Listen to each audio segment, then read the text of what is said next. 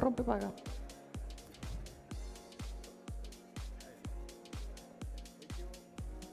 ¿No? ¿Y lo puedes apagar hasta que parta?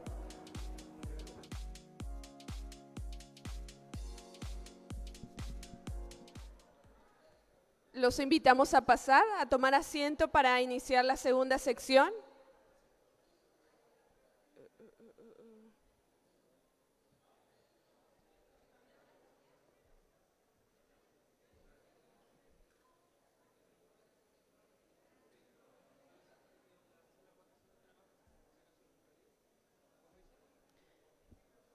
La sala de la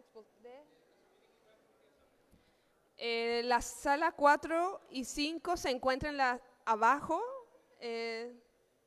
primer piso. Para los casos clínicos, los colegas que van a exponer.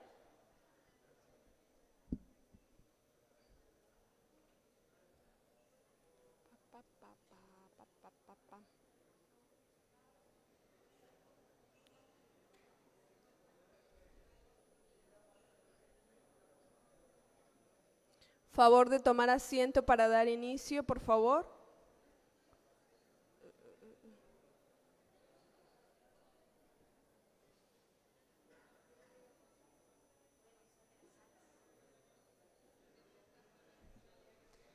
Estimados, aviso de utilidad pública para los que van a exponer trabajos.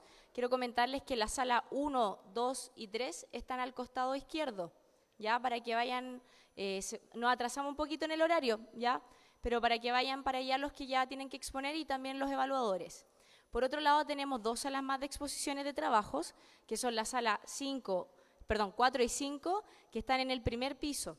Tienen que bajar por aquí el ascensor, bajan al primer piso, llegan a recepción y de recepción a la izquierda están las dos salas. Ya hay evaluadores esperándolos allá y los evaluadores también esperándolos allá, así que por favor para que vayan.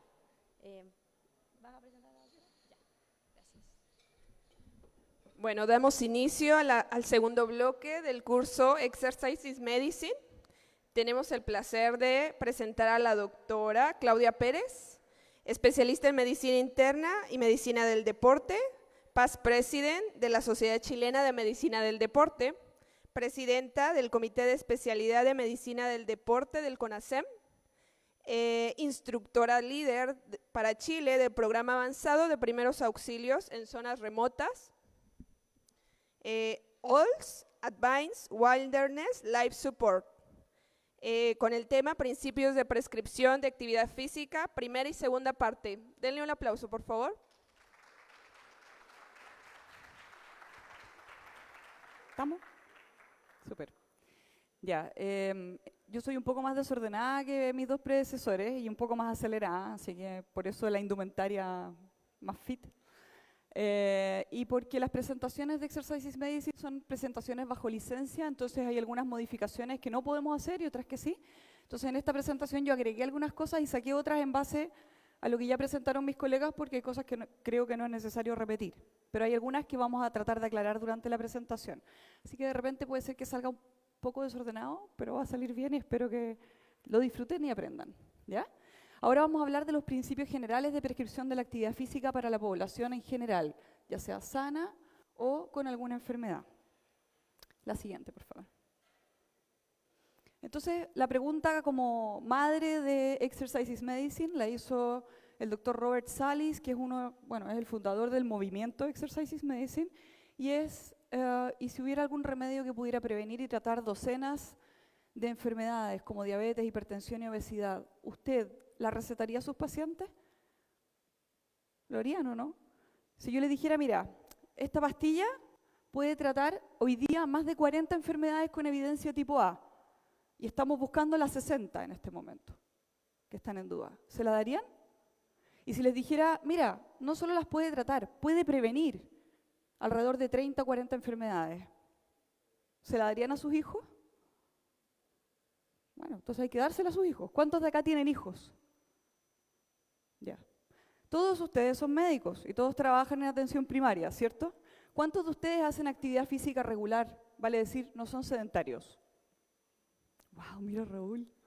Qué emoción. Yo creo que esto es raro. Se nota, hay un sesgo porque están aquí. ¿Sí? Si estuviésemos en un congreso de médico general de zona que no es de esto, probablemente andaríamos del orden del 30%. Los médicos somos malos ejemplos en estilos de vida saludables. Y ustedes aprenden desde chiquititos en la universidad a ser malos ejemplos en estilo de vida saludable. Comen mal, duermen poco, hacen poco ejercicio, los que lo hacían lo dejan durante la universidad, ¿no es cierto? Entonces, esto es como, no voy a decir el dicho porque incluye garabatos, pero no se puede predicar algo que no se practica, ¿sí? Uno no debería. Entonces es importante que ustedes entiendan que la prescripción tiene una etapa previa a hacer la receta, que es lograr transmitir el mensaje de la importancia de esto a los pacientes. Y eso hoy día no está en la presentación de prescripción de Exercise is Medicine, pero antes era una presentación completa sobre cómo lograr que el paciente se motive con la actividad física. Y uno de los hitos de la motivación es conocer las fases del cambio conductual, así que los invito a que lean algo de coaching en wellness, ¿no es cierto?, de entrevista motivacional médica. Y otra parte tiene que ver con las 4M, ¿no es cierto?, que tiene que ver con mencionar, ¿sí?, modelar, movilizar la motivación, ¿sí?, y medir. Entonces, cuando nosotros decimos actividad física es un signo vital, es porque cada vez que usted le pregunta a su paciente, ¿usted hace actividad física regularmente? Hay algo en el cerebro del paciente que resuena y dice, ¿y por qué me está preguntando esto? Debe ser importante. Entonces lo preguntamos junto con el cigarro, lo preguntamos junto con las drogas, lo preguntamos junto, en mi caso, con el uso de preservativo cuando son sexualmente activos. Porque quiero que de la pregunta el subtexto sea, esto es importante, por eso te lo estoy preguntando. Ustedes tienen que preguntarlo y tienen que tratar de medirlo, ¿sí? Tienen que poder poner en la ficha, así como fuma el IPA tanto, ¿no es cierto? El paciente hace actividad física tantas veces a la semana, tantos minutos, ¿qué tipo de actividad física? Entonces, la próxima vez que viene, en que quizás está listo para hacer un cambio, ustedes ya notaron, y el paciente viene y ustedes le dicen, oiga, la última vez que conversamos, usted estaba fumando, ¿intentó dejarlo? La última vez que conversamos, usted hacía 30 minutos a la semana de actividad física. ¿Ha logrado hacer más? ¿Ha pensado en hacer más? Y si no lo menciono, no lo pregunto, entonces para el médico no es importante. Y si para el médico no es importante, entonces no debe ser importante para la salud, ¿o no? ¿Sí? Y modelar tiene que ver con ser nosotros agentes de cambio. Por eso yo digo, nosotros somos los tres y todos los que estamos metidos en esto, activistas de la actividad física. ¿Sí? Yo soy físicamente activista. Porque necesito que se entienda y necesito que el mensaje salga, porque es absurdo que existiendo esta medicina, nosotros estemos preocupados de recetar otros tipos de pastillas y no recetar esta. ¿Por qué? Si la evidencia es abrumadora. ¿De acuerdo? Pero ¿cómo le voy a recetar yo a mi paciente algo que yo mismo no hago? ¿Qué pasa cuando yo voy a la nutricionista y la nutricionista tiene obesidad? ¿Cómo es la cara del paciente? ¿Alguna vez les han comentado en atención primaria? Es raro que pase, ¿no? Que mandan al paciente a la nutricionista y el paciente vuelve y le dice, oiga, pero la nutricionista, ¿cómo me va a mandar a mí a hacer dieta si ella no puede? ¿Impacta o no impacta? ¿Qué pasa cuando ustedes le dicen, ¿sabe qué? Fumar hace mal, pero el paciente sale y los ve fumando su cigarro fuera del consultorio? ¿Ustedes creen que impacta? Entonces, ¿qué pasa cuando el paciente te pregunta, ¿y usted? ¿Usted hace actividad física? ¿Cuántos de ustedes contestan que sí? Aparentemente la mayoría. Qué bueno. ¿Sí? No solo es importante porque somos agentes de modelaje, de cambio. Para ser agente de cambio tenemos que ser ejemplo. ¿Sí? Sino que es importante porque, bueno, nosotros somos los padres de las futuras generaciones y queremos que nuestros hijos no tengan la obesidad que tiene Chile hoy día, ¿o no? Y que tienen los niños hoy día. Y queremos que no sean diabéticos de 12 años, no tipo 1, tipo 2, como está pasando ahora. ¿Sí o no? Entonces, ¿es aceptable que un médico tenga hijos que no son físicamente activos? O sea, que mi paciente lo haga, pero yo no. Yo no. ¿Se entiende? Entonces, háganse cargo. Eso es lo más importante probablemente de este curso. Generar esa inquietud por hacer algo al respecto. No nos quedemos mirando. Hagamos algo. ¿Ya? Entonces, empecemos a dar esta medicina. Ahora, ¿cómo? Vamos a ver. La siguiente, por favor. ¿Qué vamos a ver en esta clase? Vamos a hablar de por qué prescribir la actividad física. Lo vamos a pasar volando porque yo creo que ha quedado bastante claro en las primeras dos presentaciones, ¿cierto? En la primera sobre todo. ¿Cuáles son las precauciones al hacer una sesión puntual de ejercicio? ¿Sí? No necesariamente el tamizaje, que hay que advertirle al paciente cuando va a ponerse las zapatillas. ¿Ya? ¿Cuáles son los componentes principales de la aptitud física para la salud? Vamos a ver acá. Existen otros que son para el rendimiento deportivo, que no los vamos a ver acá. ¿Cuáles son los dominios claves de la actividad física? ¿En qué momento estoy haciendo actividad física? ¿O puedo incluir la actividad física? El principio de la receta con la mnemotecnia FIT o FIT Pro, la vamos a mencionar más adelante. Y finalmente, ¿cómo se entrega una receta completa de actividad física? ¿Ya? La siguiente. ¿Por qué prescribir actividad física? ¿Alguien puede darme una razón? ¿En serio? O sea, 2 horas hablando de las 40 enfermedades, el cáncer, la depresión, y no... ¿Sí? ¿Por qué prescribirla? Porque es buena, po. ¿Por qué no? ¿Qué buena razón tienen ustedes a la salida de este curso para no prescribir la actividad física a un paciente? ¿Es correcto? No, mira, tiene un infarto en evolución. No le voy a dar aspirina. Tampoco le voy a poner oxígeno. No. Es lo mismo. ¿Sí? La omisión también es una falta. ¿Sí? Los trabajos de investigación se interrumpen porque cuando hay un grupo que no está recibiendo un beneficio evidente, se le debe sacar del grupo de riesgo y trasladarlo a la rama del beneficio. Eso ha pasado con muchos de los trabajos prospectivos en actividad física, como el Diabetes Prevention Program que les mostró la doctora Saúl. ¿Ya? Siguiente. Bueno, lo acabamos de conversar, ¿no es cierto? ¿Por qué? Porque hay evidencia ya abrumadora sobre los beneficios de la actividad física. Prescribir, ¿por qué? Porque para nosotros es natural prescribir, ¿sí? Es natural decir, le recomiendo que usted tome esta medicina en tantos días, tanto tiempo, tal dosis. Entonces es una forma natural de hablar con los médicos, hablar de prescripción de la actividad física. Y ahí hay toda una discusión semántica, a mi modo de ver, no, es que el médico no debe hacer el programa de actividad física, para eso hay otros profesionales. Y bueno, ahí podemos discutir al final de cómo le ponemos al acto que estamos haciendo. Pero esto es un acto médico, por lo tanto es una prescripción. ¿Ya? Y porque hay un montón de evidencia que no solo dice que el ejercicio hace bien, sino que cuando usted lo prescribe, genera cambios favorables para el paciente. O sea, cuando el médico es el que dice que esto hace bien, impacta más que cuando lo dice el comercial en la televisión, o la estrella de cine, o mi tía, mi mamá, mi abuela o mi vecina.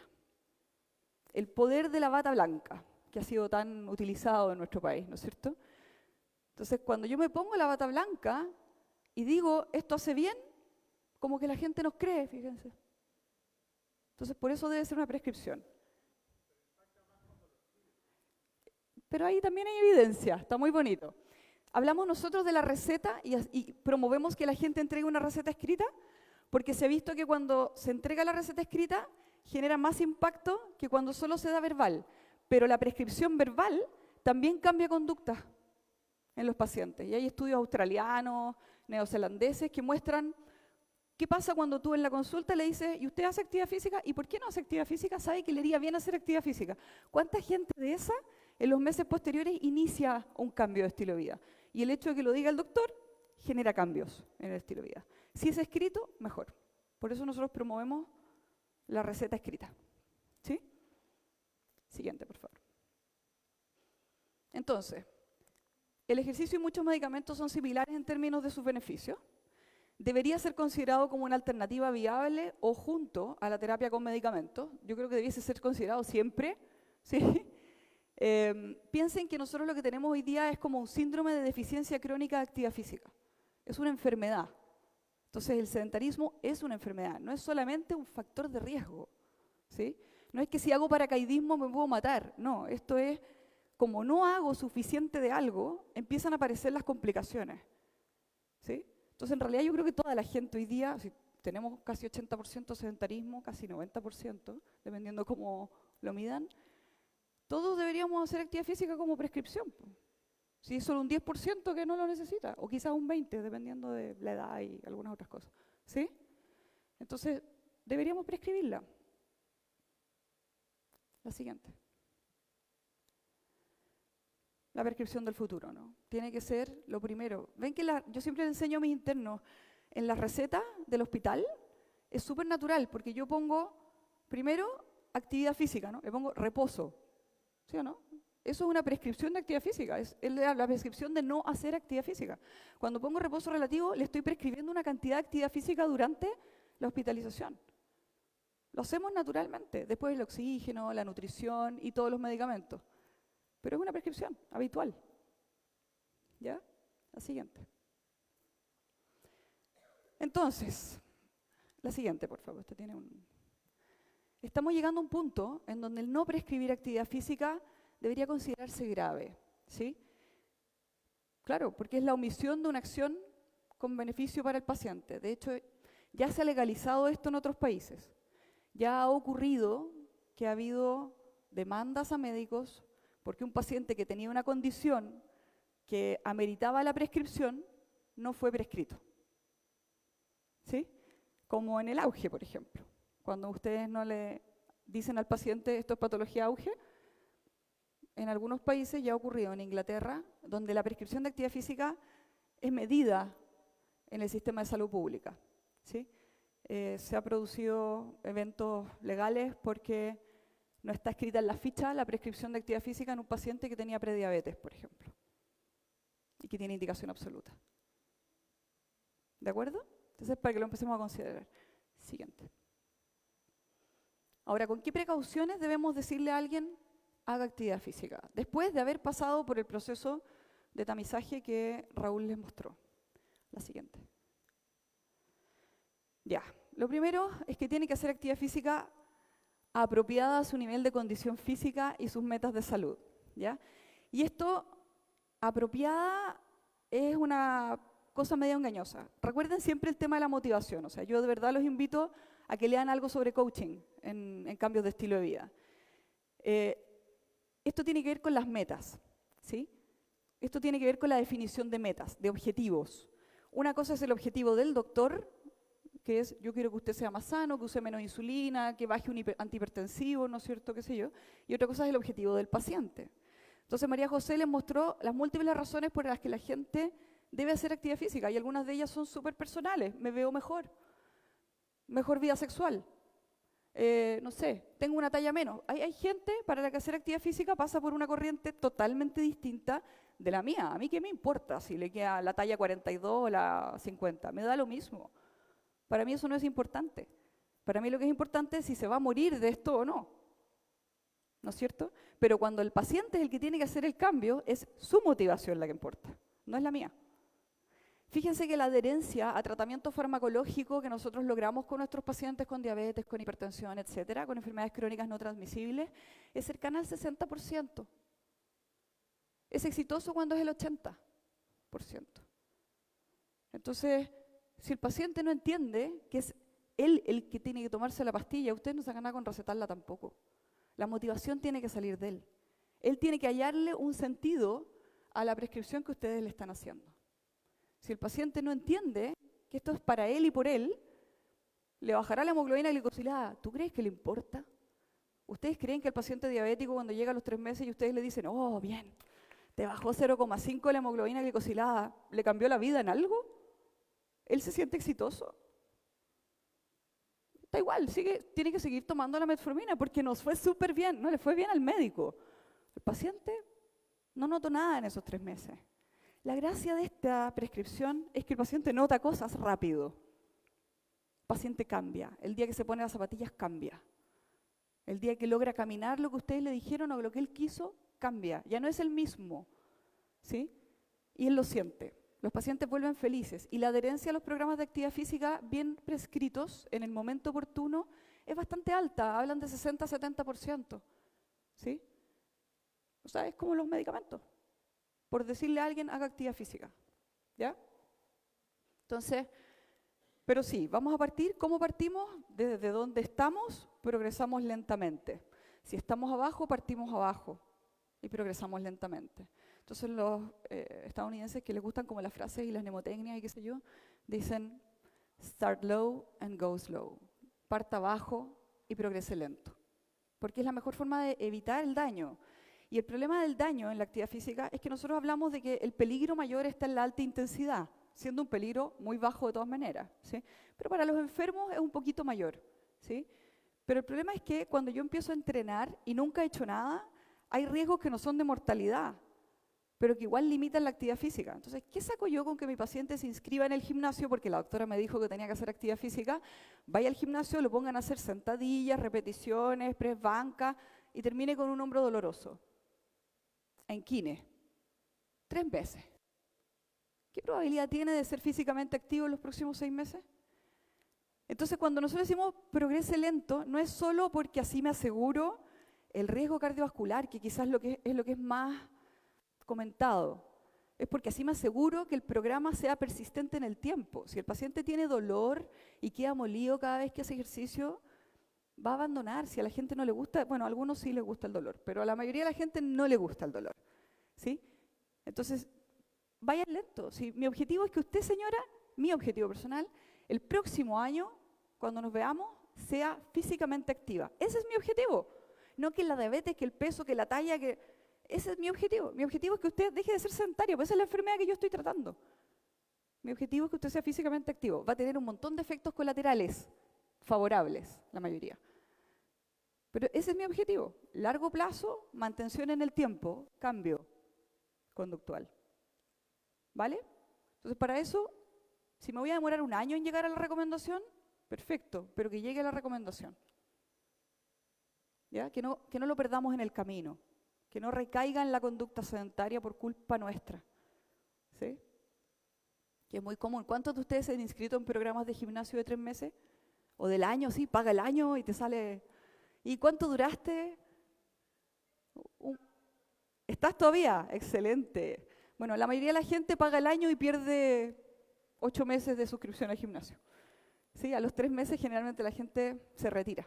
Y eso tiene mucho que ver con la intensidad del entrenamiento. ¿Ya? La siguiente.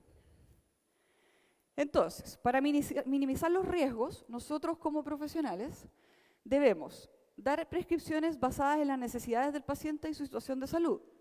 Obvio. Si el paciente nunca se ha levantado de la silla, no le voy a prescribir que corra una maratón porque le va a hacer súper bien para el corazón. ¿Sí? Entonces, prescripciones adecuadas, ¿sí? Razonables. Evitar prescribir cantidades excesivas de actividad física. ¿Qué es excesivo? Depende del paciente. ¿Sí? Si el paciente es Raúl, que trota 5 veces a la semana, de 5 de la mañana a 6 de la mañana, porque igual que cualquier médico no tiene tanto tiempo libre, ¿sí? Entonces quizás le puedo decir que empiece a trotar 10 minutos más en cada sesión, o le puedo decir que aumente 1 sesión a la semana, porque es súper activo. Si es sedentario, no. Acuérdense, start low, go slow. ¿Sí? Al principio, evitar las actividades de mayor riesgo de lesiones musculoesqueléticas o trauma. Entonces, al principio quizás es preferible que no haga deportes de contacto, quizás es preferible que no haga deporte, que haga actividad física, y ahí les voy a hablar un poquitito de la diferencia. Cosas competitivas. Y a veces es necesario que no haga deportes de impacto o actividad física de impacto, que no ande saltando todo el rato, porque quizás tiene alguna condición musculoesquelética que se va a lesionar si hace eso, ¿sí? Quizás es bueno que trabaje la fuerza antes de hacer el aeróbico, porque si se pone a correr se va a lesionar las piernas porque tiene mala estabilidad o va a terminar con lumbago. Entonces quizás hay que hacer algunas cosas que no son lo que vamos a hacer al final, pero son necesarias para poder progresar al final. ¿Ya? Hacer incrementos graduales de la intensidad de la actividad física. ¿Cuánto? Bueno, es variable, como les digo, depende del nivel de actividad física previo, pero en gente sedentaria, que es como la mayoría de nuestros pacientes y de los de ustedes, ¿no es cierto?, en atención primaria, en ellos no debiésemos progresar más del 10% a la semana, de lo que sea. O sea, eran 5 minutos, la próxima semana un 10% más de 5 minutos. ¿Sí? Eran 100 minutos, la próxima semana 110 minutos. ¿De acuerdo? Esa es una forma muy segura. Lo normal es que si uno progresa menos del 15% a la semana, o sea, el 10%, no haya lesiones por sobreuso. ¿Sí? Eso es lo normal. Y no haya grandes riesgos de interrumpir el proceso de entrenamiento, así como recomendación general. ¿Ya? Y discutir la progresión segura para hacer actividad física vigorosa. O sea, cuando el paciente ya está haciendo actividad física moderada y quiere pasar al siguiente nivel, veamos cómo lo vamos a hacer para que en la pasada del cambio de peldaño no terminemos perdiendo 6 meses de trabajo exitoso. ¿Ya? La siguiente, por favor. hay que guiar a los pacientes en la toma de decisiones sensatas. Esto parece como lógico, ¿no? Pero lo ponemos acá porque la sensatez o el sentido común es el menos común de los sentidos, ¿sí? Entonces a veces parece increíble, pero a lo mejor a Raúl también le ha pasado, pero yo he tenido gente sentada enfrente que tiene lesiones cervicales, que tiene neuropatías compresivas, que tiene diabetes, enfermedad coronaria, pero quiere correr en 6 meses más la maratón. Y yo pienso, o sea, bueno, sí, yo soy médico del deporte, pero no hago milagros, o sea, no, ¿sí? Entonces la gente no sabe de esto. Y como no saben de esto, no es esperable que ellos entiendan cómo debe hacerse. Entonces guiamos al paciente en ser sensato, en cosas que de repente nos parecen súper lógicas, pero no son lógicas. Aquellos de ustedes que no han hecho deporte o no han entrenado o no han hecho ejercicio de manera regular, probablemente no conocen algunas de las cosas lógicas que uno hace cuando parte y que después aprende que no hay que hacerlas, po. Cambiar de zapatillas para correr mi primera carrera, qué sé yo, no hidratarme antes de ir al gimnasio, después de ir al gimnasio, no comer después del gimnasio. Hay un montón de cosas que uno mismo a veces hace mal y los pacientes también las van a hacer mal porque saben menos que nosotros, teóricamente, de actividad física, ¿sí? Entonces, ¿cuándo y cómo ser activo? ¿Cuál es el momento de empezar? ¿Cuándo deben parar? Escuchar a su cuerpo y saber cuándo interrumpir el entrenamiento o disminuir las cargas. Hay que generar un poco de buenos hábitos de autocuidado en la persona antes de ponerla a hacer actividad física, sobre todo si va a ser vigorosa, ¿ya? Que elijan ropa y equipamiento apropiado, que elijan el lugar adecuado, no va a salir a trotar a las 3 de la mañana en la calle con mayor índice de violencia de la ciudad, ¿sí? O sea, son cosas que, pero es que a veces les decimos, no, pero es que hágalo, es que encuentre el tiempo. No, es que yo llego a las 9 de la noche. Bueno, salga a caminar después de las 9 de la noche. Y el barrio está lleno de cámaras, globos, púas, alambre púas y no sé qué. Por algo será, quizás no es seguro dar esa recomendación. Entonces, que elija el momento apropiado, el lugar apropiado, el equipamiento apropiado y la actividad física apropiada para él como individuo, ¿ya?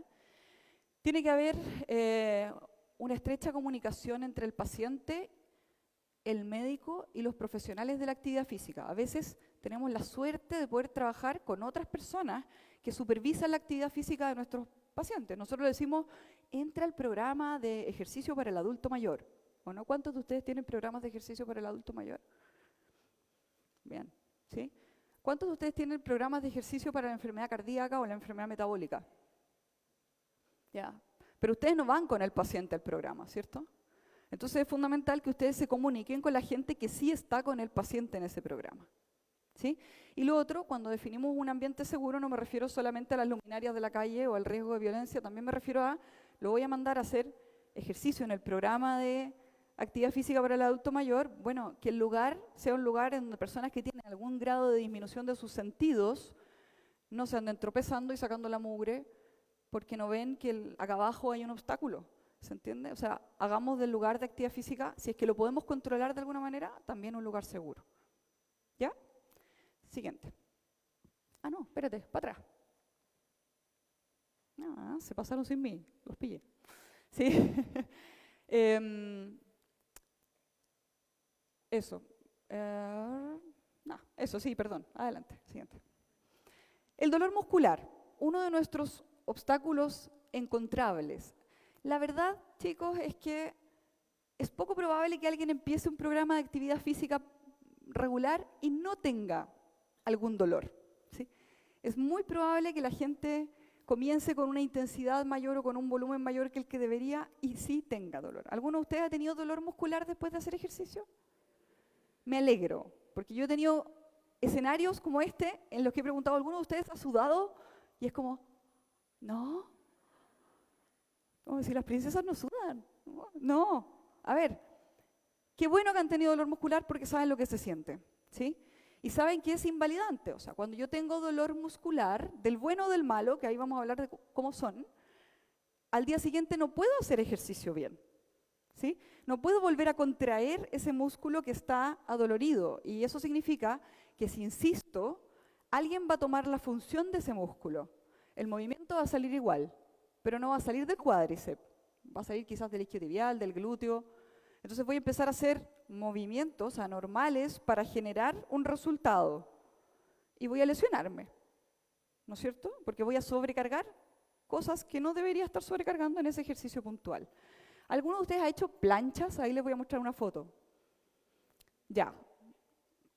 ¿Quién aguanta más de 1 minuto o 2 minutos en la plancha? Oye, esto es un lujo, es un lujo. ¿Lo podemos grabar? ¿No? Ya. ¿Qué pasa cuando uno parte haciendo las planchas? Ahí atrás vi la mímica, ¿no es cierto? Tú partes así, todo bien, estoy bien, soy firme, el dolor no existe, ¿no es cierto? Y te duele el ego además, porque se ve fácil, ¿no? Entonces como que te dicen, ya, este es una, obvio, ¿sí? Y empiezas a tiritar, ¿no es cierto? ¿Es bueno mantener el ejercicio de la plancha mientras estoy tiritando? ¿Qué significa que esté tiritando? Que estoy fatigándome, que estoy haciendo contracciones que ya están perdiendo el control. Y si pierdo, ese es un ejercicio de core, ¿se los han dicho? Es para lograr una mejor estabilidad lumbopélvica y no sé qué, ¿sí? Entonces, si el ejercicio de core, de los estabilizadores de la columna, la pelvis, la cintura escapular, ¿no es cierto?, son hechos con músculos fatigados, ¿se va a hacer bien el ejercicio? Entonces, cuando te enseñan a hacerlo con una intención de salud y no de CrossFit, ¿sí?, te dicen, cuando empieces a tiritar, para. Porque vas a empezar a hacer hiperlordosis, vas a empezar a bajar las escápulas, vas a empezar, ¿sí? Y vas a generar un movimiento anormal que genera lesiones. Entonces parece súper lógico, pero es que la gente no lo sabe. Entonces tú le decías, haz 50 abdominales, las primeras 10 son perfectas, las siguientes 10 son pésimas. Y aparece el dolor lumbar o el dolor cervical, ¿sí? Entonces, para tenerlo presente. ¿Qué pasa con el DOMS, con el dolor muscular de inicio tardío posterior al ejercicio? Es normal hasta cierto punto, no es grave, no es por el ácido láctico. Ustedes que son médicos y van a trabajar con personas de la actividad física, nunca digan, por favor, que el ácido láctico tiene algo que ver con el DOMS. No, no es el ácido láctico. El ácido láctico no se acumula y no se cristaliza. ¿Sí? ¿De acuerdo? Entonces repitan conmigo, ¿es el ácido láctico? No, no se acumula y no se cristaliza. Esas son las cosas que nos hacen quedar mal con nuestros colegas de la salud y la actividad física, porque decimos cosas como precalentamiento y te miran así como, no sabe nada. No se dice precalentamiento, se dice calentamiento. ¿Sí? ¿Ok? Y tampoco se habla del ácido láctico, esa cuestión es como del año 1 de la prehistoria. ¿Sí? Entonces, no es el ácido láctico. ¿Por qué se produce el dolor muscular de inicio tardío? La siguiente. Se produce por actividades repetitivas de contracción muscular, con carga o sin carga, que habitualmente tienen un componente excéntrico, ¿sí? Los músculos pueden trabajar acortando la fibra, en el caso del bíceps, ¿no es cierto?, acortando la fibra o alargando la fibra. Cuando el músculo trabaja alargándose, por ejemplo, cuando yo bajo la escalera y tengo que ir soltando el cuádriceps, ¿sí?, entonces la tracción que se genera sobre la fibra es en extensión, ¿sí? Y normalmente estamos mucho menos preparados para ese tipo de contracción. Entonces cuando tengo mucho salto, mucho rebote, mucha bajada con resistencia, aparecen pequeños desgarrillos chiquititos, microscópicos en las fibras musculares. Se rompen y aparece edema, ¿sí?, en la fibra, no visible. Si es visible nos tenemos que preocupar, ¿sí? Y eso duele, porque se liberan cosas inflamatorias, ¿no? Citoquinas inflamatorias, sustancia P que le gusta a Raúl, y todas esas cosas, ¿sí? Normalmente no aparece inmediatamente después del ejercicio. Si un dolor aparece inmediatamente después del ejercicio, preocúpense. Eso no es DOMS. Eso no es normal, ¿sí? Eso es algo que se rompió durante el ejercicio, ¿sí? No es la respuesta inflamatoria posterior, ¿ya? Entonces, normalmente a las 12 horas o 24 horas, en realidad yo lo he visto desde las 6 o 8 horas, pero es raro que sea antes que las 12 horas, ¿sí? Dura 2 o 3 días, entonces ustedes van a subir el cerro. ¿Alguno de ustedes ha subido y bajado un cerro? ¿Y qué pasa 2 días después? El dolor, ¿no es cierto? Y uno no puede ni pararse en punta de pie porque te duelen los gemelos porque no sabes subir el cerro, entonces te paras en punta de pie para subir el cerro, cosa que no se debería hacer, y a la bajada tienes que hacer ejercicio excéntrico todo el rato, y duele todo. Entonces 2 días después es el peor momento. No es el día siguiente, es el día subsiguiente. Ese es DOMS, ¿sí? Ese es dolor muscular de inicio tardío, ¿ya? Y normalmente dura 1 día o 2 días desde el inicio, y se pasa. ¿Debería yo entrenar de nuevo con DOMS? No, porque ese músculo está inhibido. Si lo hago trabajar de nuevo, puedo lesionarlo. ¿De acuerdo? La siguiente. Si es que este dolor aparece precozmente o se asocia a edema visible, ¿sí? Dolor progresivo después de las primeras 24 horas de dolor, ¿cierto?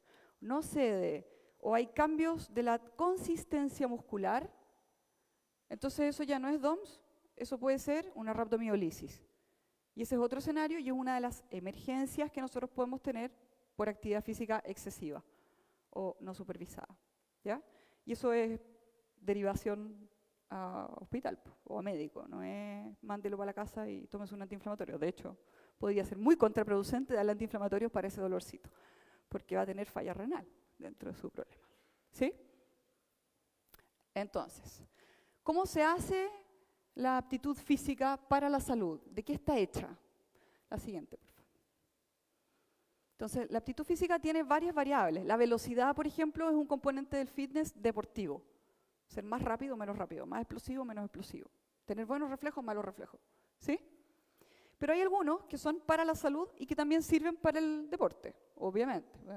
Lo que te sirve para estar sano también te sirve para rendir mejor. ¿Sí? Nosotros vamos a hablar acá principalmente de los de la salud. ¿Sí? Entonces, fíjense, acá hay dos fotitos que a mí me encantan, porque en una están haciendo tai chi, que me encanta, que es un muy buen ejercicio para la salud no competitivo. Entonces, una persona que hace tai chi en realidad nunca percibe objetivos deportivos. ¿Sí? La diferencia entre deporte y ejercicio es que el deporte tiene una finalidad competitiva, logra medallas. El ejercicio es un movimiento que aumenta el gasto energético de manera estructurada, regular, que persigue una finalidad en el fitness. Hay un parámetro físico que yo quiero mejorar. Mi peso, mi composición corporal, mi capacidad aeróbica, mi resistencia a la insulina, depende, elijan una. ¿Sí? Hago ejercicio para eso, pero no me van a dar una medalla por hacerlo. ¿Sí? Entonces eso es ejercicio. Y actividad física es cualquier movimiento que genere un aumento del gasto energético, con la finalidad que sea. Entonces nosotros acá hablamos mucho de actividad física, ¿se fijan? Porque no queremos que se queden con la idea de que usted hace actividad física regular, significa cuántas veces entrena a la semana CrossFit. No. ¿Usted camina? ¿Usted sube escalera?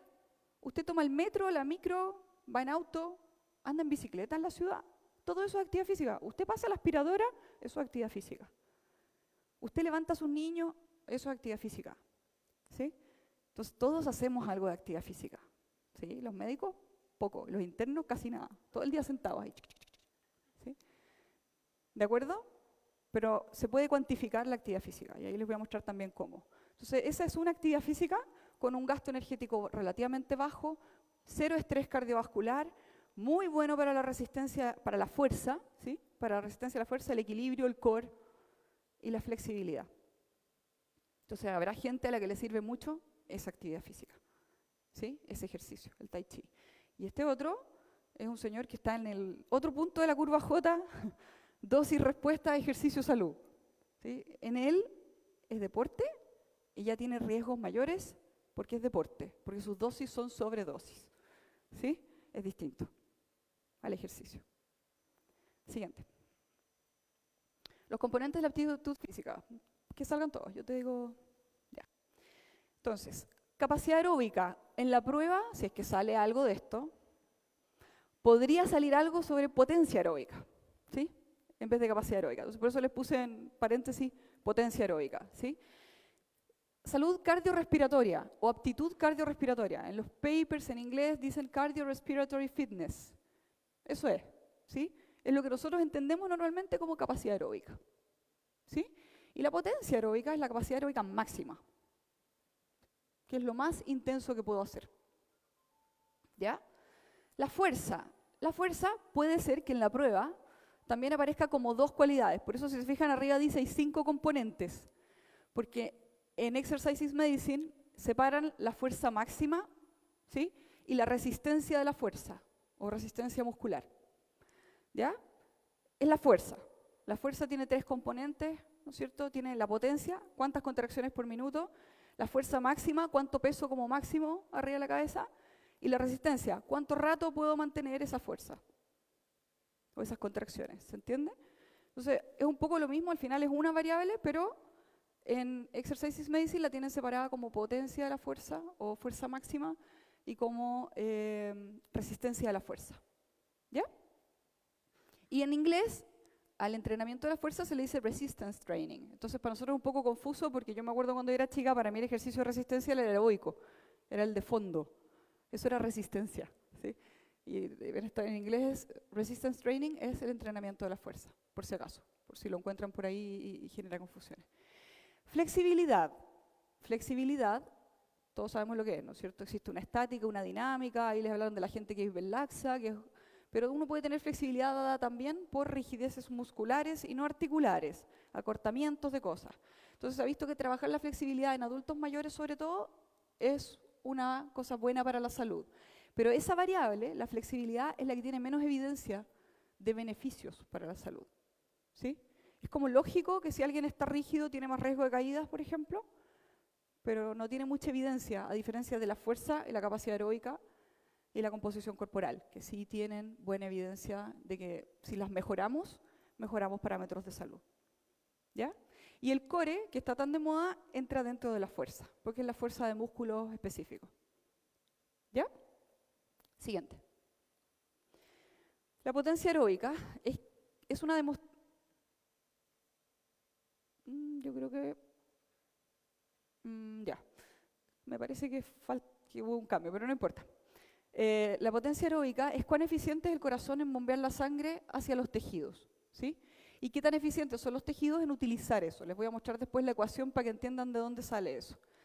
La potencia aeróbica es a la que nos referimos nosotros como la resistencia cardiovascular y es un componente poderosísimo de salud. Hoy día, ustedes van a encontrar en la literatura, si les gusta leer de esto, que el consumo de oxígeno, que es una forma de medir la capacidad cardiorrespiratoria o aeróbica, el consumo de oxígeno máximo es el mejor predictor de riesgo de mortalidad y de sobrevida ante ciertos eventos como una cirugía mayor que existe. ¿Sí? ¿Se acuerdan que María José les mostró que por cada MET es una forma de medir la capacidad cardiorrespiratoria, que por cada MET que yo aumento, disminuyo entre un 12 y un 35% la mortalidad a 10 años en ese estudio que mostró?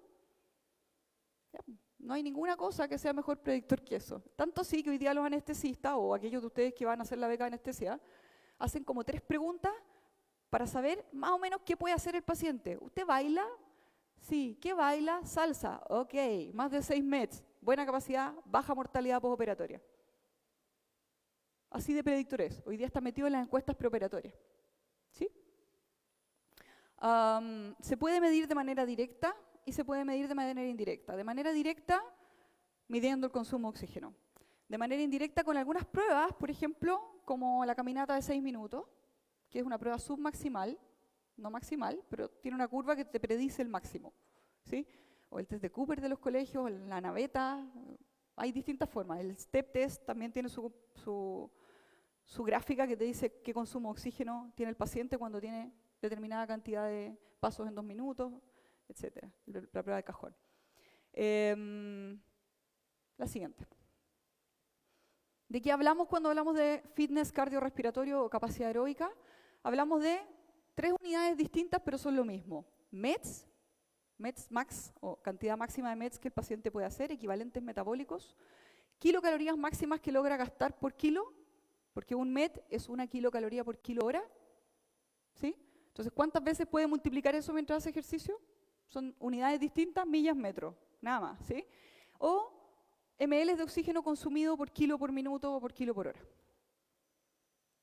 Mismo concepto, distintas unidades. ¿De acuerdo?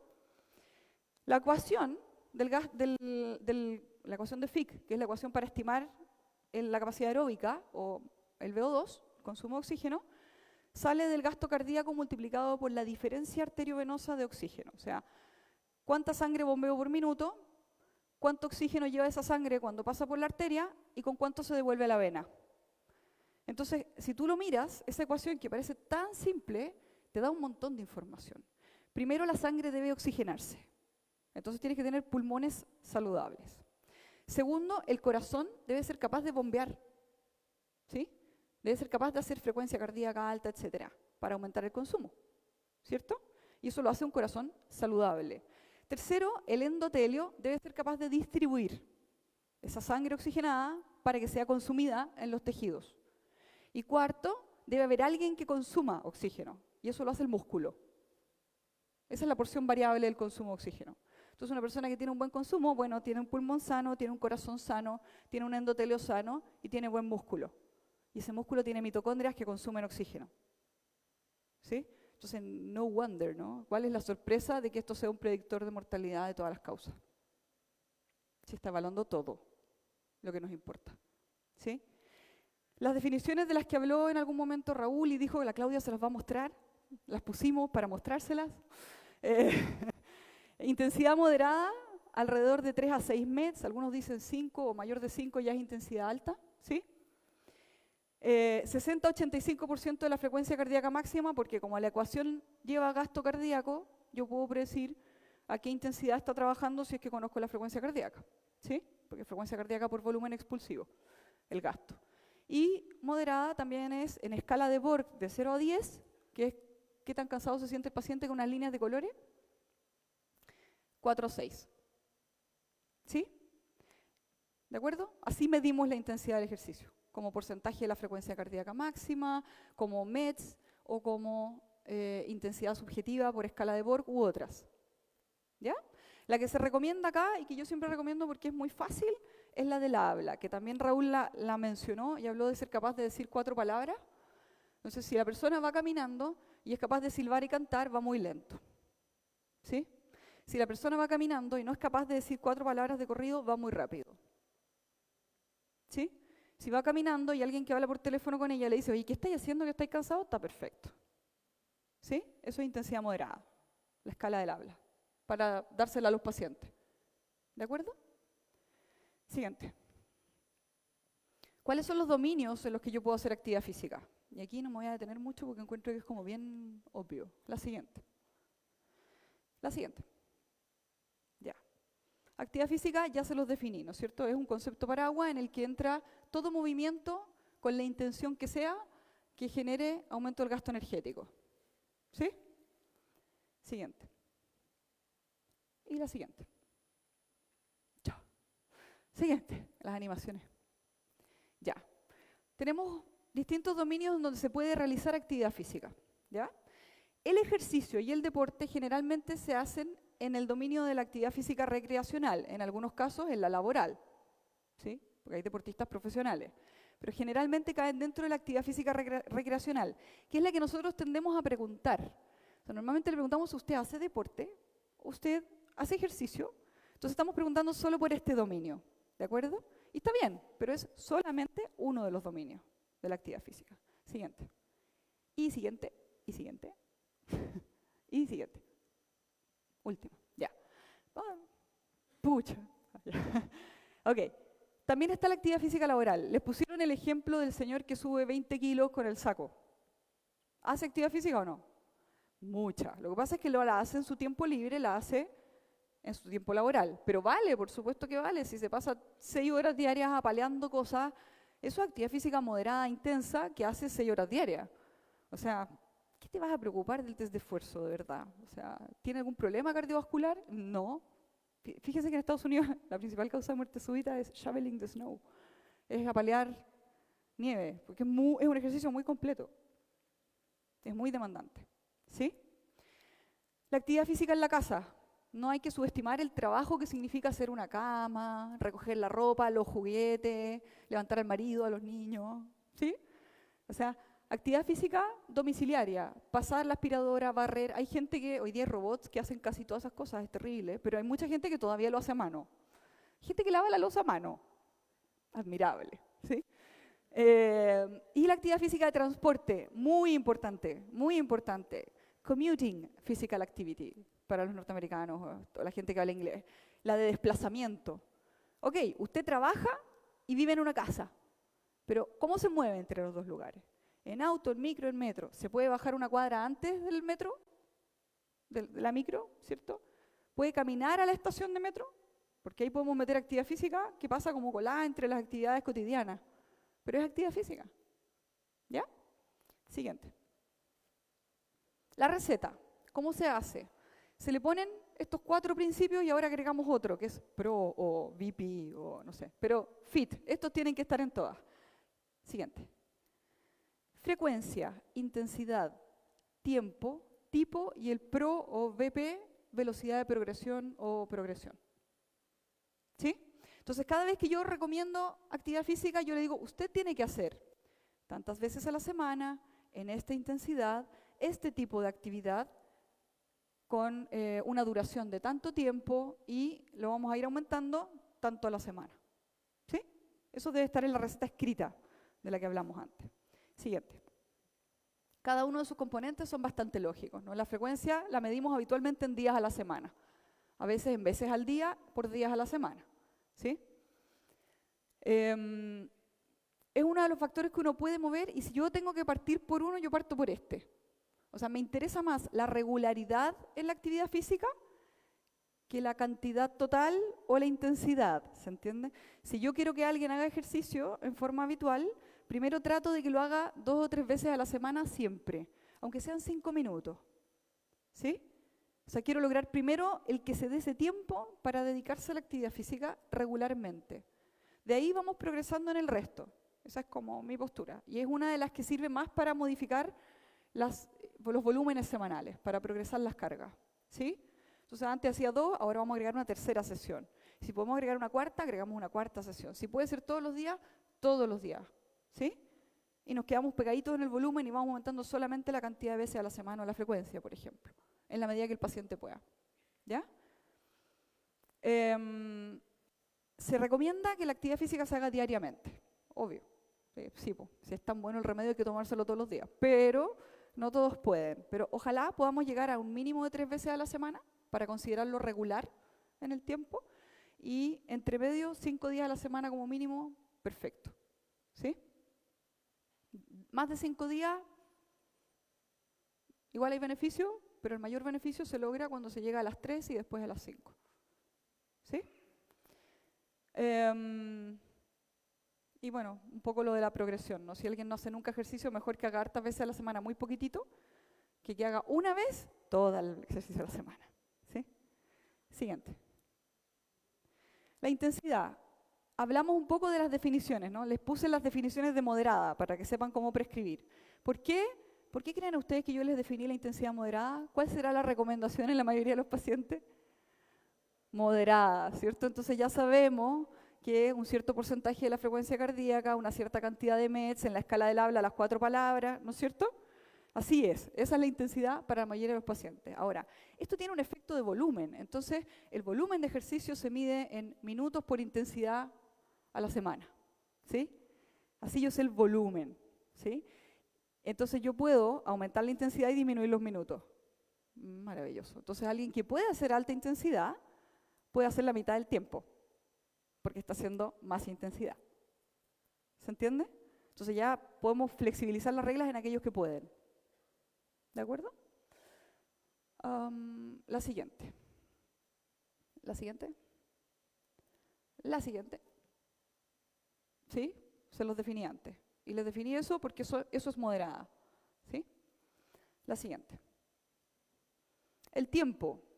Es cuánto dura cada sesión. La dosis, ¿no? 10 miligramos, 20 miligramos, 10 minutos, 20 minutos. Antiguamente se decía que se necesitaban al menos 10 minutos continuos de actividad física para lograr un beneficio metabólico. Ahora sabemos que eso no es así gracias al HIIT. ¿Sí? Ahora sabemos que pararse 2 minutos en la mitad de esta presentación ya mejora algunas cosas. 2 minutos de pie. ¿Sí? 2 minutos de pie. Por eso en actividad laboral probablemente van a hablar algo de eso también, de las pausas, de interrumpir las pausas, de hacer pausas en el sedentarismo. ¿Sí? Así que hoy día lo que se pueda, más es mejor que menos, algo es mejor que nada, en tiempo. ¿Sí? La siguiente. La dosis, el tiempo. ¿Se acuerdan que les dije 10 miligramos, 10 minutos, 20 miligramos, 20 minutos, etcétera? Y el ejemplo de la intensidad versus tiempo, los volúmenes. Si alguien hace 30 minutos a 6 METs, es lo mismo que haga 60 minutos a 3 METs. ¿Sí? El volumen es el mismo. Siguiente. Un ejemplo de cómo hacer que los pacientes hagan actividad física es recomendarles la caminata. Hemos hablado todo el día de que caminar hace bien, sacar a pasear al perro también hace bien. Obviamente depende del perro, ¿sí? La intensidad, pero es una forma de actividad física habitual para nosotros y muy progresable y estandarizable porque naturalmente caminamos, ¿ya? ¿Qué se puede hacer? Se pueden contar los pasos. Y antes yo hablaba del podómetro, ¿no? Y de cómo usar el podómetro. Ahora no hay ni un teléfono que no haga esto, ¿sí? Nadie. O sea, yo creo que quizás esos teléfonos que ya no se venden, dicho sea de paso, para los adultos mayores con los botones grandes y un botón rojo de alarma, no tenían esto. Pero eso ya no se pueden usar por la misma cosa de la ley de emergencia y el tsunami y la cosa. ¿Sí? Porque no permiten las alertas. ¿De acuerdo? Siguiente. Entonces, en la caminata, ¿cuáles son las metas? Miren, si yo tengo cuentapasos o tengo un iWatch o un iPhone o un Samsung que tiene el wellness, tiene una aplicación de wellness muy buena, que mide saturometría, intervalo RR y qué sé yo, entonces puedo contar mis pasos y la velocidad a la que doy esos pasos. Así como en términos generales queremos que todo el mundo camine más de 7.000 pasos, idealmente más de 10.000 al día. No es fácil, ¿eh? No es fácil, es súper difícil, ¿sí? Pero queremos eso, ese es el ideal. ¿A qué velocidad? Depende, po. A la velocidad que pueda hablar, ¿cuántas palabras? Ya. ¿Tiene que poder cantar? No. Ok, perfecto. A esa velocidad, ¿sí? Y si puede más, porque él normalmente camina rápido, ¿sí? Entonces, se dice que más de 120 pasos por minuto es alta intensidad. Y lo deseable es más de 100 pasos por minuto. Por si acaso, así por... ¿sí? Hay relojes que lo miden y te lo grafican. Si yo tenía un podómetro que te pone estrellitas cada vez que haces alta intensidad. Entonces vas cumpliendo metas de alta intensidad. ¿Ya? Siguiente. Si yo sé cuánto mi paciente hace, puedo ir incrementando las cargas desde ahí. Entonces en Estados Unidos, no sé, Kaiser Permanente, algunas aseguradoras de salud, le entregan a sus pacientes o podómetros o programas para hacer cuentapasos. Entonces el paciente primero se va para la casa con el comentario del doctor, quizás sería bueno que hagas actividad física, a ver, ponte este podómetro, y se va. Y vuelve, no sé, 2 semanas después, 3 semanas después, no sé cuánto tiempo después, y el doctor agarra eso, lo descarga y sabe cuántos pasos camina en promedio diario su paciente, y desde ahí le dice, vas a caminar por lo menos 100 pasos más al día. Y vamos subiendo. ¿Sí? Es una cosa asible. Un podómetro hoy día es muy barato y como les digo, los teléfonos, o sea, ¿quién no tiene un teléfono que haga esto? ¿Ya? Siguiente. Tipo, se refiere, esto sí que es amplio, se refiere a casi todo. Se refiere a si es de contacto, impacto, si es de aeróbico o no aeróbico, si es explosivo o no explosivo, si es deportivo, recreativo o no recreativo, colectivo, individual, tipo, ¿sí? O sea, ahí uno tiene harto para moverse. ¿Cuál es el mejor tipo de ejercicio? ¿Qué creen ustedes? Sí, ¿no? Siguiente. El mejor tipo de ejercicio es el que se adapta al paciente, a sus motivaciones y su vida cotidiana. Sí. O sea, si yo le digo salga a caminar 3 horas diarias y el paciente tiene una bicicleta estática en la casa que le encanta, bueno, a lo mejor estoy eligiendo mal el tipo de ejercicio. ¿Sí? Entonces, el mejor ejercicio es el que cumple con una finalidad mía, pero el paciente lo hace porque él quiere. Raúl tiene una frase que yo le he copiado desde el día que se la escuché, que es, yo antes decía somos encantadores de serpiente, pero la de él es más bonita, la verdad. Entonces, mi objetivo es que el paciente haga lo que yo quiero porque él quiere. ¿Sí? El tipo ahí es fundamental. Yo quiero que haga ejercicio, sí. ¿Por qué? Porque le va a mejorar la diabetes, la hipertensión, va a tener menos riesgo de cáncer de mama, por un listado enorme de cosas muy técnicas. Pero él tiene que querer.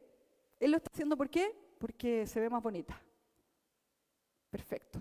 Pero lo está haciendo. I win. ¿Sí? Está haciendo lo que yo quiero porque él quiere. La mejor forma. No porque le dijeron, no porque le obligaron, no porque me trajo mi señora. No. ¿Sí? ¿De acuerdo? Entonces búsquenle el ajuste. Vean dónde está esa intención de mejorar. Todos queremos ser mejores, dicho sea de paso. ¿Eh? Es un estado natural. Todos queremos ser mejores. Siempre hay algún punto que agarrar ahí. Siguiente.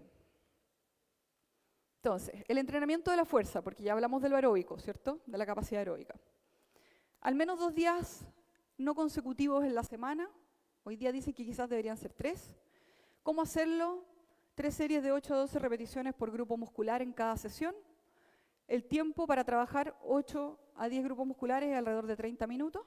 La duración de una sesión de trabajo de la fuerza. ¿Y de qué tipo? Bueno, pesas, sin pesas, TRX, pilates, tai chi. Elijan el que sea el mejor para el paciente. ¿Ya? Alcanzable, tiene bajo riesgo, casi cero, y se puede recomendar. ¿Ya?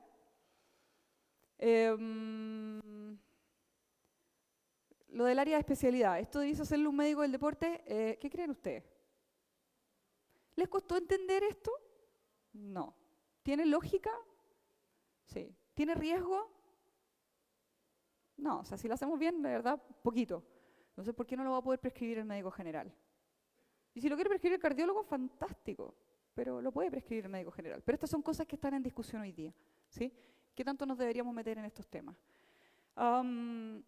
Así como los profesionales que son del ejercicio, no debiesen ser los asesores médicos del paciente. Claro, no le va a decir él cuánta insulina hay que ponerse.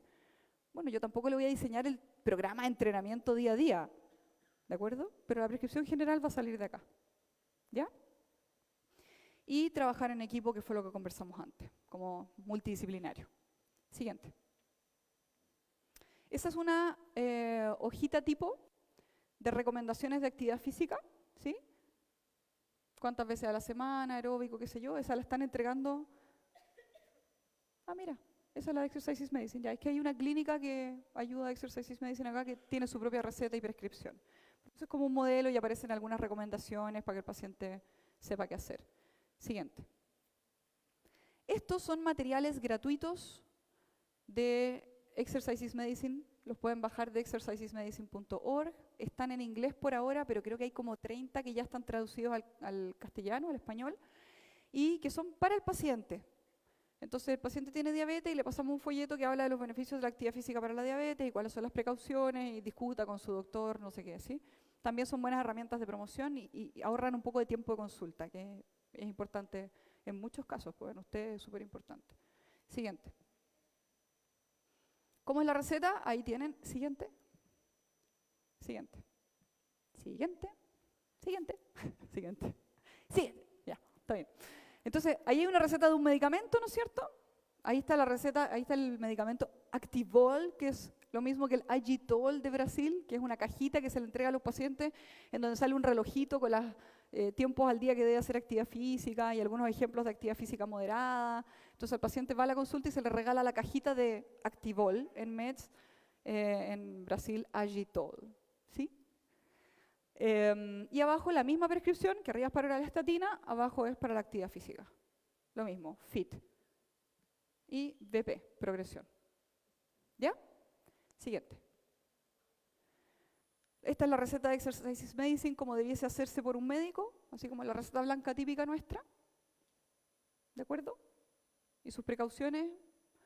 Siguiente. Siguiente. Siguiente, siguiente, siguiente. Ya. Hay estudios de casos. Yo no sé cómo vamos en el tiempo. ¿Vamos pasado? Entonces terminemos. ¿Quieren un caso? ¿Hagamos un caso? Ya. Qué bueno. Ya. Siguiente. Entonces, la señora Martínez es una mujer sana de mediana edad que cumplirá los 60 años este año. Muy joven, ¿sí? Súper joven. Como CEO, eso es como el gerente, el capo di tutti de la empresa, ¿sí? Como CEO de una pequeña empresa trabaja 24/7 y no tiene planes para desacelerarse en el futuro cercano. Ella no tiene tiempo ni deseo para ir a un gimnasio. Trabaja en el tercer piso de un gran edificio de oficinas en donde a menudo trabaja hasta las horas de la noche. No tiene preocupaciones de salud inmediatas, aparte del hecho de que es relativamente inactiva. O sea, a ella lo que le preocupa es que es sedentaria. ¿Sí? ¿Qué creen ustedes que podría hacer esta paciente? Subir las escaleras. ¿Hay algo más que se puede hacer? La Cote hoy día nos va a hablar de actividad física laboral, ¿cierto? ¿Cómo hacía sus reuniones Steve Jobs? Eso ha sido maravilloso para el mundo de la actividad física. ¿Han leído algo de eso, no? De pie. Él hacía sus reuniones caminando, porque sentía que así la gente era más productiva y se enfocaba mejor en la tarea. Y eso de hecho está demostrado. Cuando uno está de pie, mejora la atención para la tarea. ¿Sí? Entonces la gente es más productiva, más creativa cuando está de pie.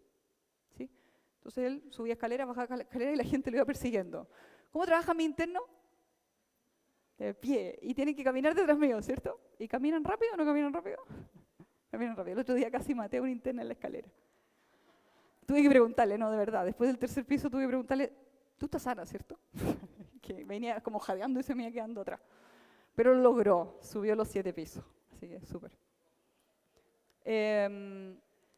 Entonces podemos recomendar quizás incluir actividad física en los otros dominios, no en el tiempo libre porque ella no tiene tiempo libre.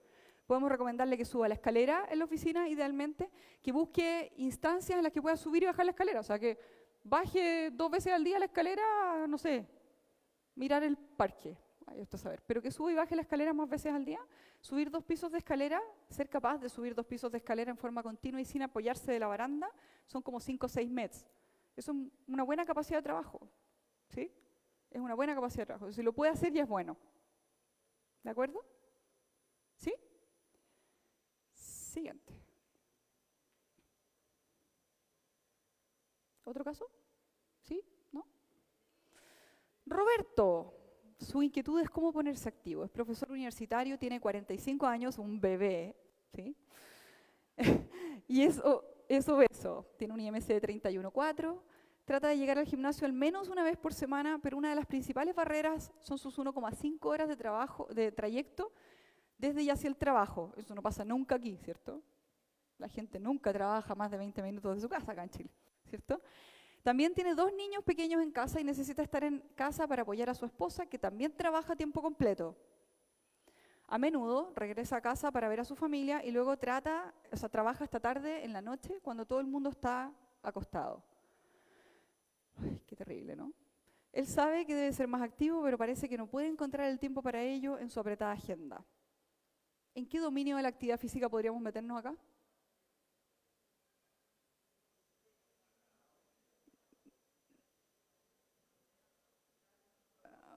Commuting, ¿cierto? El transporte. Súper bueno, tiene 1 hora y media de traslado al trabajo.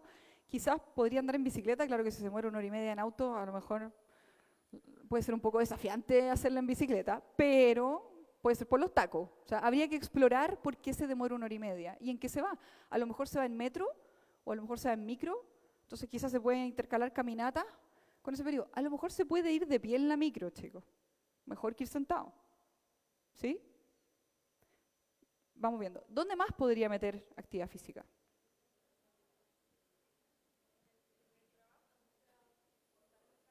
En la universidad, trabaja en una universidad. ¿Cuántos de ustedes salieron, no sé, de la Chile? En la Norte. ¿Cuántos salieron de la Norte? ¿Hay cómo hacer deporte en la Norte o no? O sea, es que de verdad, para no hacer actividad física siendo interno o alumno de la Norte hay que ser muy flojo, porque primero las distancias son brutales, así, cada muela queda 100, 200 metros de la otra, ¿sí? Y segundo, hay muro de escalada, la piscina está como a 5 cuadras, hay gimnasio, hay equipo de voleibol, o sea, hay cancha de baby, techada, cancha de básquet. ¿Ah? Está el profe Checho que, sí, o sea, si vas pasando por ahí te hace hacer actividad física. ¿De acuerdo? Entonces, la mayoría de la gente que trabaja en ambientes académicos universitarios tiene algunas instalaciones deportivas que podría usar de repente durante la hora de almuerzo o durante la hora de trabajo. ¿Vale? ¿Y algún otro dominio que se beneficiaría de que él haga actividad física? Con los niños, ¿sí? Con los niños. O sea, él llega a ayudar a su señora que también trabaja, deben estar los dos reventados, de repente podrían salir a caminar un rato juntos. ¿O no? O los fines de semana, ¿vale? Siguiente. Eso, chicos. Así como María José les recomendó un libro que está en español, esa es la gracia que tiene ese libro y es muy parecido a lo que yo les voy a mostrar. Yo los invito a que si pueden y les interesa esto, pero así como en el área chica, cómo hacerlo en el día a día, traten de conseguir por Amazon, o si van a Estados Unidos también por Amazon, este libro, que son las guías del Colegio Americano de Medicina del Deporte, de Testing and Prescription, ¿sí? Sale qué hacerle a una persona según su diagnóstico, qué le sirve y cómo prescribirle, ¿sí? Entonces te sale, no sé, si es obeso, debe usar un sillín adaptado en la bicicleta para evitar las lesiones del pudendo, no sé. O sea, te sale como de qué preocuparte según la patología. Y ahí aparecen recomendaciones basadas en evidencia para lo que se te ocurra. así artrosis, lupus, enfermedad renal crónica. O sea, tú buscas en el glosario la patología y te sale qué exámenes tienes que hacerle antes, de qué te tienes que preocupar durante la sesión de ejercicio y cuáles son los beneficios demostrados. ¿Ya? Eso. Muchas gracias.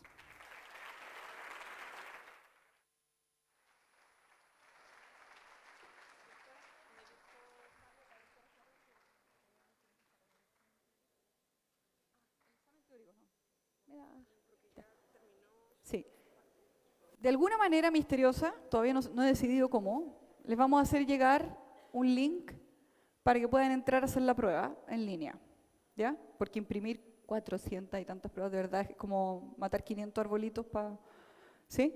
Entonces, no sé cómo, en algún momento voy a tener que tener acceso a todos sus correos para que, o mandarle a Carla el link y que ella lo haga llegar para que puedan rendir el examen, ¿ya? Eso, gracias.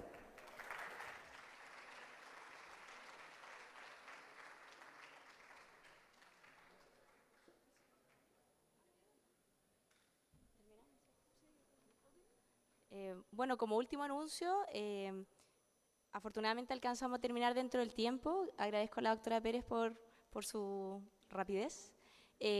¿Algún tiempo de preguntas? ¿Algo que le quieran preguntar a la doctora Pérez? ¿Por ella? ¿Sí? ¿El micrófono? Ahí está, ya.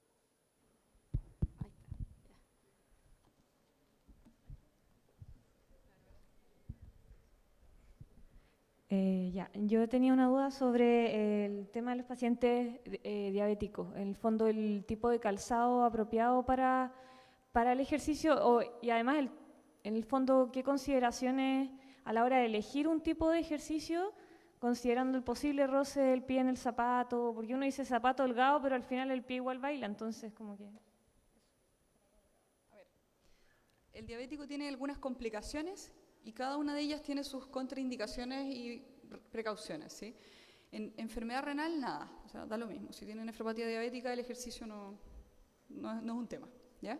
En neuropatía diabética o pie diabético, hay que tener mucho cuidado con las lesiones por la fricción, o sea, que no se den cuenta de que tienen lesiones. El calzado apropiado, esa es una pregunta que ha sido tema de discusiones en congreso, ¿sí? ¿Qué es el calzado apropiado? Obviamente, aquel que no aprieta y que evita el movimiento excesivo del pie dentro del calzado durante el movimiento. Tú, Raúl, si quieres, pues... ¿sí? Gracias. El calzado tiene que ser bien calzado, digamos, ¿sí? Si tiene que tener o no tiene que tener caña alta, todo eso es súper subjetivo. No requieren la caña alta y si es que el pie es un pie normal, sin artropatía de Charcot, no necesita tener ni que si es supino, varo o zapatillas especiales de estas que tienen levantan el arco ni nada de eso, ¿sí? Si tiene artropatía de Charcot, hay que tener mucho cuidado con las lesiones por sobrecarga porque esos son huesos no sanos y tienen lesiones por sobreuso en hueso patológico en el fondo y por la neuropatía autonómica también hace lo mismo a nivel distal. Entonces pueden tener fracturas por estrés y en esos casos sí se recomienda mandar a hacer o una plantilla o comprar una zapatilla que... ¡Eres famosa! ¡Saluda a tu público! ¿No? No hay camarita del beso acá como en otras, ¿no?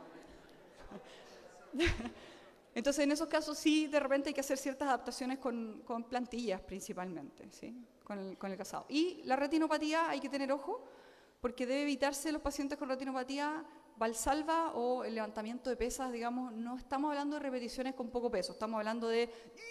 ¿sí? Porque eso puede producir hemorragia y desprendimiento en la retinopatía diabética. Entonces, antes de hacer ejercicios de ese tipo, deben ser vistos por un oftalmólogo, un retinólogo, y si es necesario, hacerle fotocoagulación, ¿ya? Con respecto a la sesión de ejercicio, hay que enseñarles a los que usan insulina a no ponerse la insulina sobre los músculos que va a trabajar específicamente ese día de la sesión, porque como aumenta la perfusión, aumenta la velocidad de acción y el pico. ¿De acuerdo? Pero y ahí el ajuste, porque decía el tema de reducir las dosis, pero hasta ahora yo no he visto cómo uno reduce el... En el libro que te acabo de recomendar sale perfecto. No, pero tienes que tomar la glicemia previa, si es que tienes sensor de cetonas, que nadie tiene, también hay que tomar la cetonemia previa. Se supone que si está con hiperglicemia sobre 200 o 220 en algunas guías, o con hipoglicemia previo al ejercicio, no debe hacer la sesión de ejercicio, ¿sí? Y si es que usa insulina habitualmente, uno lo que debiese hacer es medir la glicemia durante la sesión de ejercicio, inmediatamente posterior a la sesión de ejercicio y 1 hora después de la sesión de ejercicio. Porque el ejercicio sube la glicemia por catecolaminas dependiendo de la intensidad del trabajo, pero en el momento en que tú paras la sesión, bajan las catecolaminas y el paciente se manda a las tremendas hipoglicemias, ¿sí? O sea, hay que monitorizarlo paciente a paciente, pero se puede hacer y hay guías de cómo hacerlo y titulares, qué sé yo. Eso con diabetes. No sé si algo más. ¿Se te ocurre, Ray?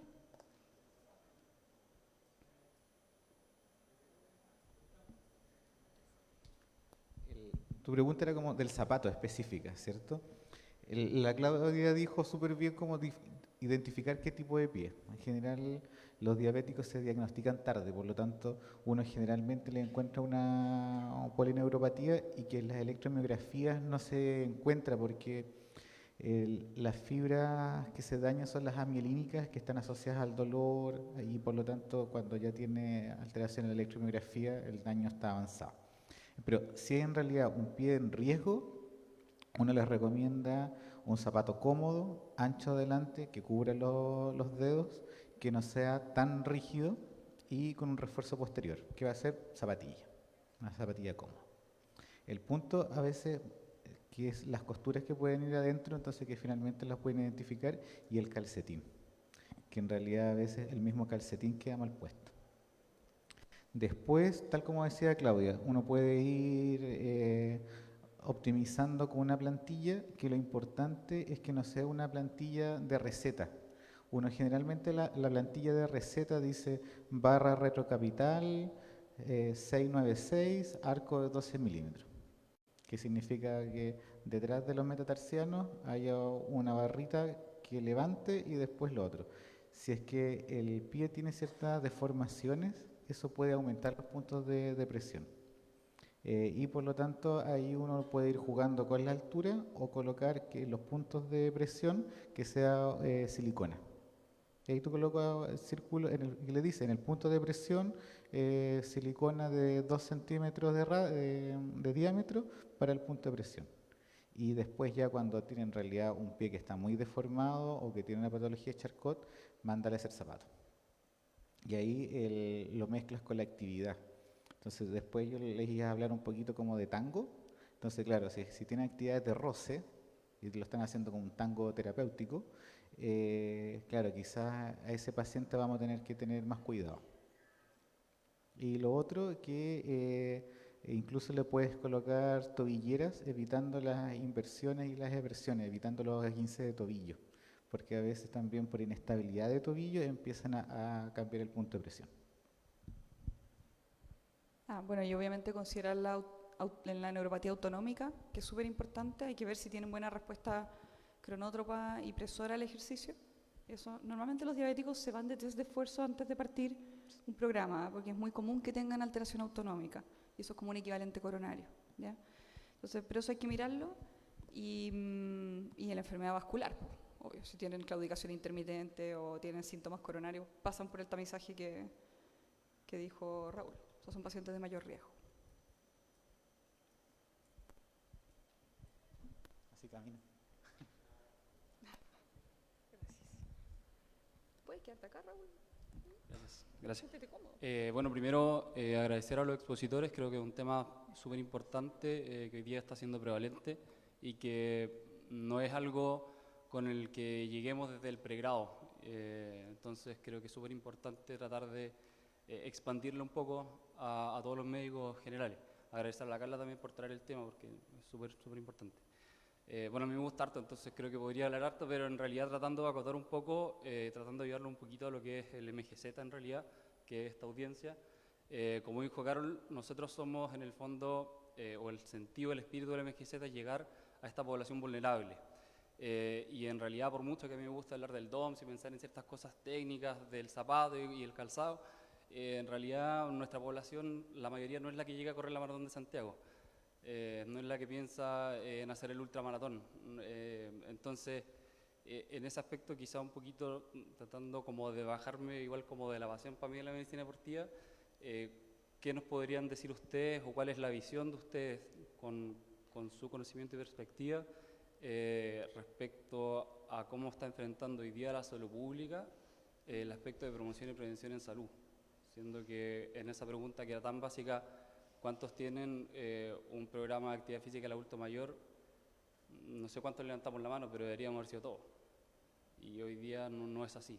Entonces, no sé qué opinan. En realidad lo dejo como un tema. Qué buena pregunta. Creo que es temazo. Sí, o sea, es que tenemos una tarea brutal adelante en atención primaria acá. Todas las guías del MinSal son asesoradas por expertos de la SOCHME, de otros lugares también. Pero las guías van siempre atrasadas con respecto al conocimiento. Y son muy play safe. Las guías del MinSal son como así, primero no hacer daño, pero escrito 5 veces antes de... Entonces cuesta mucho convencerlos. En las reuniones con ellos cuesta mucho convencerlos de que esto es costo efectivo primero, porque está el tema de los costos, porque implementar el programa significa gastar plata en el programa. Lo que cuesta que ellos entiendan es cómo retorna eso con menos enfermos, que son caros además. Pero sí, estamos al debe y nosotros llevamos años tratando de meternos con esto en pregrado y anda a cambiar una malla de pregrado. O sea, Raúl lo logró porque hizo una especie de cuchufleta ahí para poder meterlo en otro ramo. Sí, bueno, tratando de contestar lo tuyo, yo creo que lo primero es creer que es importante. Desde ahí, el promoverlo en toda instancia que uno pueda. A veces uno lo hace más amigable o a veces cae pesado. Yo siempre digo, a mí en el Congreso Chileno de Medicina del Dolor, o sea, de dolor y cuidado paliativo del año pasado, hice lo mismo que dijo la Claudia. Levanté la mano después que estaban viendo si tal medicamento era mejor que otro para el dolor y dije, oye, disculpa, si el ejercicio de evidencia tipo 1A y yo creo que, y lo dije así, y yo creo que acá todos son suficientemente inteligentes como para entender qué es lo que hay que recomendar es 1A, porque acá nadie discute de si que estamos dejando el ejercicio como primera arma terapéutica, no. Y desde ahí les dije, por lo tanto, si es que son inteligentes, no me pueden dar la excusa que no le alcanza el tiempo dentro de la consulta, porque tú tienes que darle prioridad a lo que tiene más evidencia y después a ver si es que la pregabalina sirve o no sirve. Y fue el choque y desde ahí, digamos, algunos entran por el choque, otros se enojarán y después les mandáis el paper. Eso dentro de los colegas. Lo otro es uno creerse el cuento de tal forma que tiene que colocar parte de su, digamos, más allá de lo que te exigen. O sea, les voy a agregar ahora en la presentación después, yo me compré un escritorio que es bicicleta. Entonces, mientras hago anamnesis con los pacientes que me conocen, yo estoy pedaleando. ¿Cachai? Estoy haciendo clases con los becados, o sea, y con los internos de los seminarios, y estoy pedaleando. Le pongo nada de resistencia, no es entrenamiento, sino que es estar ahí moviéndome, saliendo de la inactividad. Y siempre acordarse que su equipo de trabajo es expandido. O sea, si finalmente yo voy y a la señora del SAMU, o de las fichas, la convenzo, y ella también tiene que decirle al paciente, bueno, y usted viene a buscar los medicamentos, viene acá, pero caminó. Entonces la gente que está en recepción, los mejores aliados son los profes de educación física, son proyectos que pueden aliarse con el municipio y desde ahí hay centros de discapacidad, centros de deporte que se pierden las platas. Entonces finalmente darse una vuelta y decirle, oye, hagamos un taller de tai chi, un taller de tango, un taller y que finalmente ustedes vayan promoviendo y respaldando. Pero finalmente todo lo que ustedes hagan de que sea convencer a alguien que va a tener contacto con los pacientes es bueno. Y lo otro es, yo por ejemplo, con los pacientes que yo tengo confianza, los sigo. Entonces, las típicas cosas de cuenta paso, de familia, de todo esto. Entonces, y ellos me van siguiendo. Entonces, al final me dice, oye, doctor, ¿usted cuántos pasos hace? Yo, por ejemplo, la cuota son 10.000, tú dijiste. O sea, yo tengo cuota de 14.000. ¿Cachai? Porque yo, entonces le digo, yo hago 14.000, entonces tú no podías hacer menos de 10.000. Y ahí, pero ¿cómo? Y ahí empiezo a negociar ya 8.000. Y los pacientes me siguen y de repente me mandan, doctor, hizo 12.000 nomás, me mintió. Ya, y ahí empieza. Ya, pero al final es también bajarse del pedestal, decirle, oye, es bueno para mí, es bueno para ti, es bueno para tu familia, vamos para adelante. Sí, esto se puede, ¿ah? Es mucho más fácil de lo que uno piensa. O sea, la mayoría de los obstáculos están en la cabeza nuestra. Como ejemplo, al final no resultó muy bien, pero yo me involucré en el grupo que ayudó a diseñar la ficha clínica electrónica de mi hospital, que ahora la bajaron, por eso digo que no resultó muy bien, pero funcionó como 1 año y medio. Y al lado de los antecedentes de diabetes e hipertensión decía, ¿qué hace usted cuántas veces a la semana? Y te calculaba los med minutos semanales. Entonces clasificaba al paciente, así como calcula el IPA, te calculaba med minutos semanales. Entonces te decía si el paciente era activo, insuficientemente activo, qué sé yo, pero quedaba puesto en la ficha. Entonces permitía seguimiento. O sea, muchos de nosotros probablemente podríamos hacer cosas así, pero porque a alguien le preguntan, o sea, por algo preguntan por tuberculosis, por algo preguntan por hipertensión, diabetes, y son como estos box check, ¿cierto? Checkbox, ¿sí? Entonces, a lo mejor se pueden hacer esas cosas también, si como te digo, mencionarlo es súper potente. Sí. Y el tiempo promedio de todo esto, según el estudio australiano, es 5 minutos. O sea, hay médicos que se fueran 2 minutos en